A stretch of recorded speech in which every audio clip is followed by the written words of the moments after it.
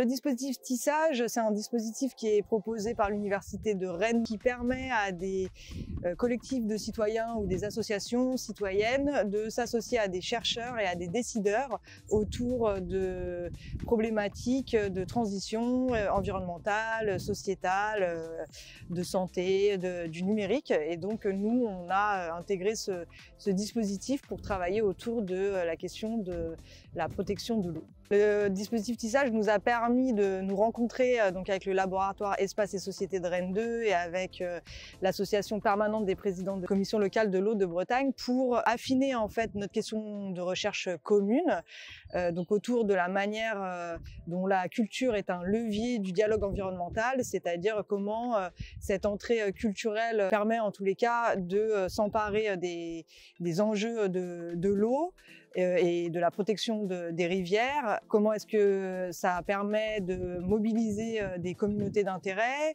de s'approprier les problématiques et de travailler sur la question de la relation au territoire et de la relation au vivant, qui sont des questions qui vont venir ensuite percuter la gouvernance de l'eau, c'est-à-dire qui participe à cette gouvernance et quels sujets ils sont traités, en tous les cas, quelle place est faite à ces sujets. Initialement, en fait, c'est la région Bretagne et aux rivières de Bretagne qui ont commencé à travailler sur les atlas socioculturels des rivières de Bretagne. Assez vite, ils sont tournés vers notre association. On travaille depuis 10 ans en Bretagne avec l'ensemble des commissions locales de l'eau. On est assez reconnus, on a déjà l'habitude d'échanger avec les chercheurs, aussi avec aux rivières de Bretagne. Et l'idée des atlas socioculturels de Bretagne, c'est de travailler alors déjà sur un territoire, grand territoire, en fait vraiment des sources à la mer. Ce qui était également intéressant, dans nos commissions locales de l'eau, on aborde des sujets qui sont très techniques. On développe en plus des nouveaux sujets au fur et à mesure, notamment avec le changement climatique. Il y a plein de nouveaux sujets, plein de nouvelles notions à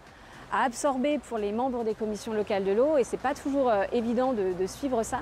L'entrée des atlas socioculturels, c'est une approche qui pour nous est innovante, d'aller vers un plus large public et notamment d'avoir aussi une entrée au niveau de tout ce qui est culture, patrimoine. Moi j'interviens dans la formulation de la question de recherche. Si je la reprends, c'est comment l'approche culturelle de l'eau et des cours d'eau peut nous donner des modalités et leviers d'action, favoriser la mobilisation des acteurs et actrices, pour favoriser une prise en compte, donc on l'a dit, plus socio-culturelle par rapport à une approche foncièrement technique, et puis également pour stimuler les politiques publiques de l'eau.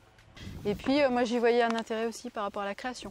Et en recherche, on a aussi à se renouveler par des partenariats plutôt avec des créatifs. C'est à la fois sur les modalités, les méthodos et puis aussi sur les contenus. Je serai une contributrice à une formation croisée. Je suis tout à fait prête à ouvrir ma boîte à enseignement, ma boîte à formation, créer quelque chose autour d'une formation croisée qui pourrait se dérouler sous forme de séminaire.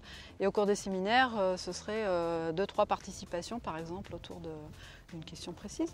Dans le projet ressources, nous, on intervient sur la mobilisation citoyenne puisqu'on est une association citoyenne. Donc dans la mise en lien effectivement des acteurs des 2 territoires qu'on a investis, à savoir les Abers et le bassin versant du Score, notamment parce que Eaux et Rivières donc a un certain nombre d'adhérents et dans les adhérents, il y a aussi des associations adhérentes. Ça nous permet de mobiliser ce réseau-là d'acteurs sur les territoires. Maintenant, c'est une recherche action création puisqu'il y a aussi tout un volet d'acteurs culturels qui est associé et donc là, on va partir sur une série d'actions qui seront coportées par l'ensemble des parties prenantes qui sont associées et la question de recherche va traverser évidemment chacune de ces actions. C'est un projet qui est suffisamment solide pour démarrer mais qui reste aussi à construire encore finalement, qui reste ouvert à des partenaires qui pourront être intéressés et venir l'enrichir et se greffer au projet tout au long de son évolution en fait.